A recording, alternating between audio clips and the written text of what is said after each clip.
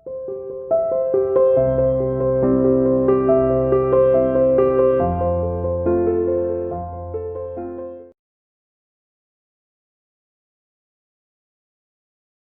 students, welcome to CR International School online classes. Beta, as you know that we are revising the syllabus. Most of the contents we have revised in the classroom. So, but few points still remain that we have to revise online. So, let us discuss the chapter Silk Road written by Nick Middleton. वैसे इसका short में कुछ main points मैंने discuss किया था, video में line to line इसको कवर किया है. We are revising, mind this, हम रिवीजन कर रहे हैं तो मेन पॉइंट्स को थोड़ा सा देख लेते हैं. तो सबसे पहले देखते हैं सिल्क रोड. किसने लिखा है इसको बेटा? निक मिडल्टन ने लिखा हुआ है. एक क्वेश्चन माइंड में आता है कि सिल्क रोड क्यों कहा जाता था इसको?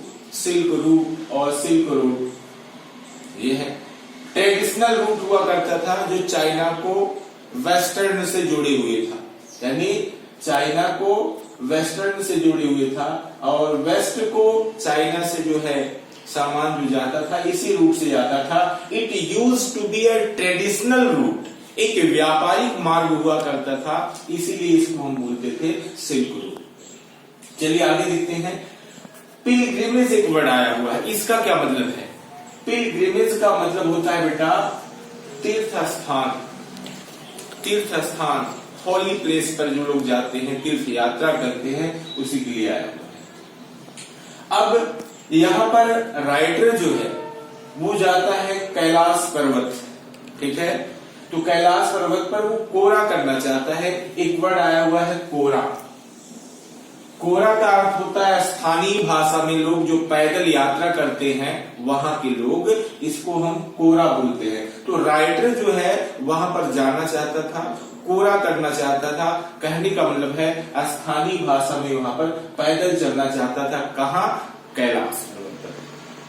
कैलाश पर्वत के दामन में एक प्लेस है, चलिए देखते हैं. यहाँ पर है दार्जिलिंग, ठीक है. वहां पर ये जाएगा, फिर वहां से फिर ये जो है कोरा पूरा करेगा, कोरा अब यात्रा करेगा.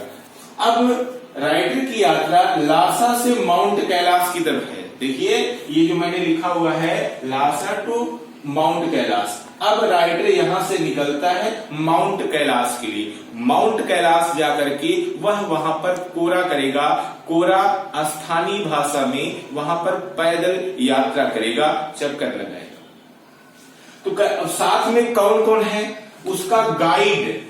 उसका गाइड है डैनियल और साथ में उसका टैक्सी ड्राइवर कौन है? जेतन. ये उसके साथ में है, ठीक है.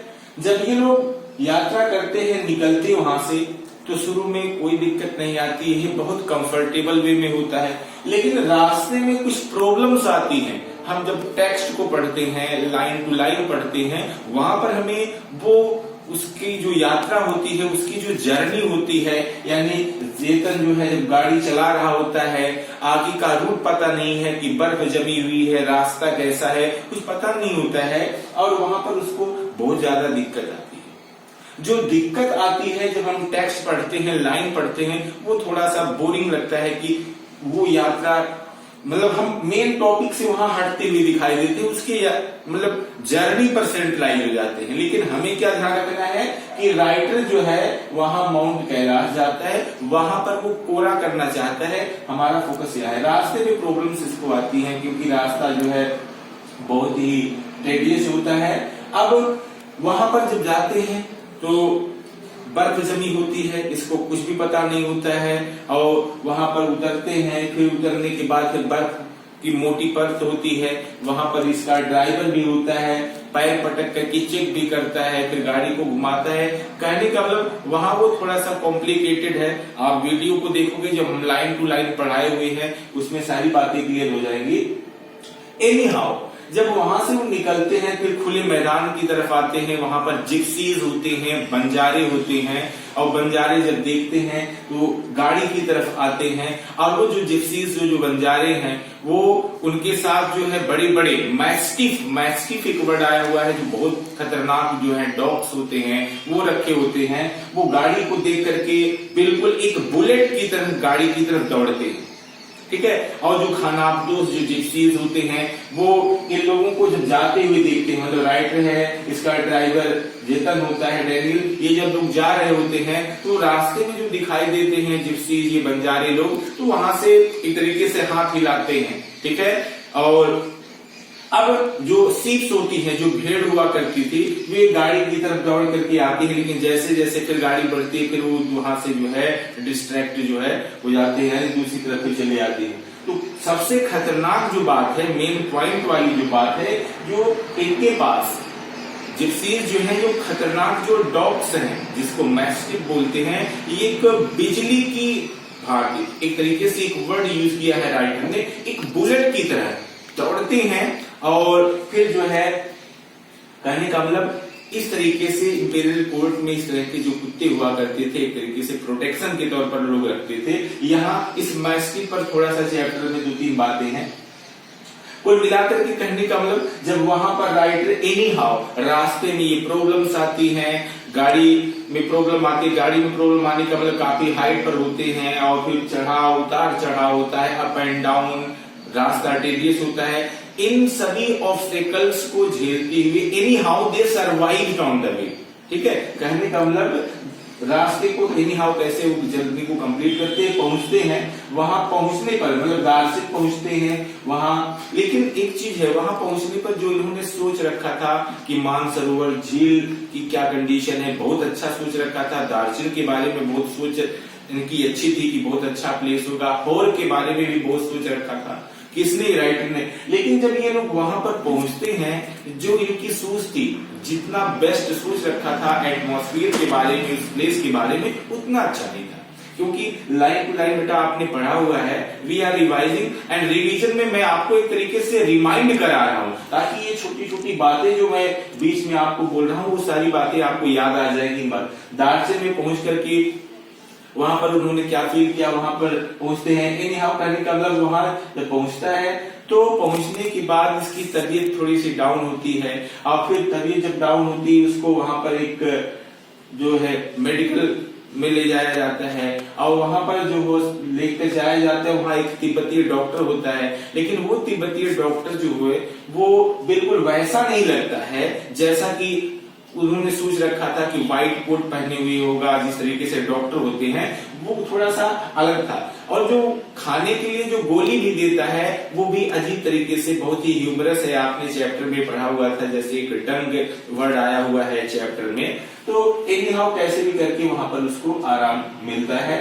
और अब वहां पहुंचने के बाद अब उसकी मुलाकात जो होती है वहां पर वो कोरा करता भी है, और कोरा करने का मतलब जब वहां पर वो टिकता है और एक रेस्टोरेंट में बैठ करके, कौन ये राइटर जो है एक रेस्टोरेंट में बैठ करके वो चाय पी रहा होता है, वहां पर उसकी मुलाकात जो होती है यहाँ किससे होती है, नोरबू, ठीक है।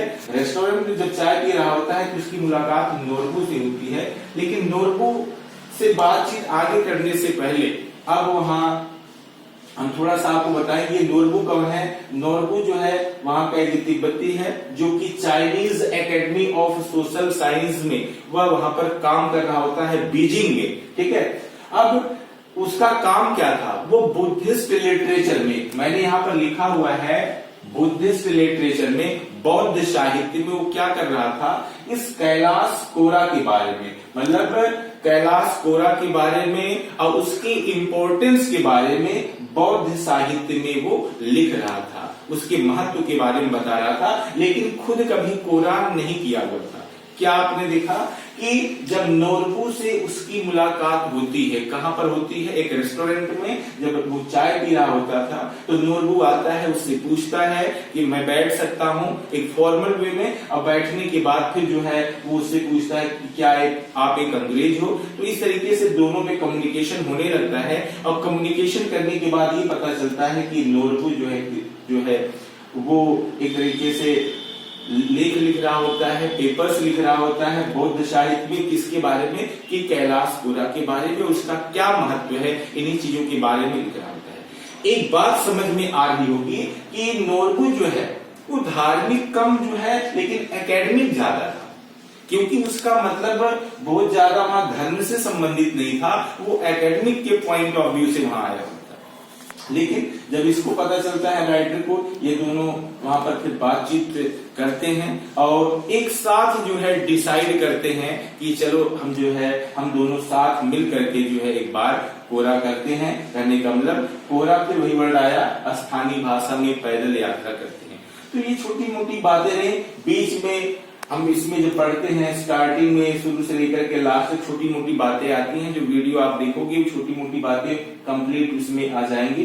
वो बीच में वहां पर रुकता है लामा के यहाँ। जब लामा के यहाँ से वो चलता है तो लामा ने उसको एक भेड़ की जो है खाल से बना हुआ कोट भी उसको उपहार स्वरूप, गिफ्ट स्वरूप दिया।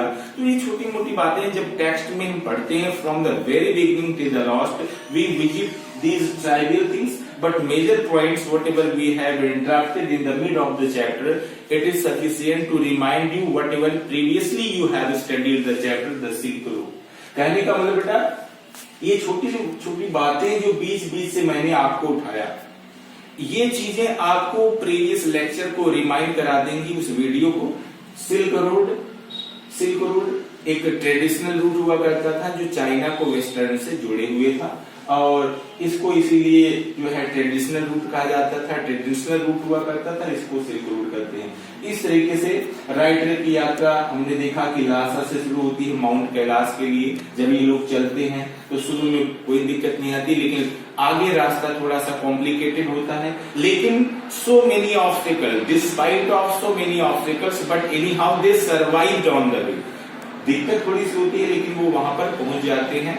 अब पहुंचने के बाद आपने देखा कि उसकी मुलाकात वहां पर नोरबू से होती है। नोरबू कौन है, ये चीजें हैं। तो I think students that you have got, and still if you are not having any doubt, so no matter, but if you are feeling any confusion, any doubt, any problem, then you can ask me. Question will be sufficient to make you understand the chapter better. लेकिन एक चीज है बेटा, बाकी chapter की तरह इस silk road में आप सोचो जैसे आपने पढ़ा हुआ है रंगास मैरिज या मदर्स डे या बर्थ चैप्टर पढ़ा हुआ है, तो इस तरीके से बिल्कुल एक नीट एंड क्लीन स्टोरी मिले। वो इतनी नीट एंड क्लीन नहीं है। बस हमें ये समझना है कि सिल्क रोड में राइटर की यात्रा होती है लासा से माउंट कैलाश तक। प्रॉब्लम्स वहां पर रास्ते में कुछ आती है, किसके यहाँ वह रुकता है, वहां से निकलता है, निकलने के बाद फिर वहां पहुंच करके वो क्या करता है, वहां पर उसकी तबीयत खराब होती है। एक जो है वहां तिब्बती डॉक्टर से उसकी मुलाकात होती है, वहां से वो ट्रीटमेंट लेता है, फिर सही भी हो जाता है। लेकिन और फिर नोरबू से क्या डिस्कशन हुआ, ये छोटी मोटी चीजें हैं, जब इसको हम पढ़ते हैं वो सारी बातें याद रहती हैं। Okay students, thanks.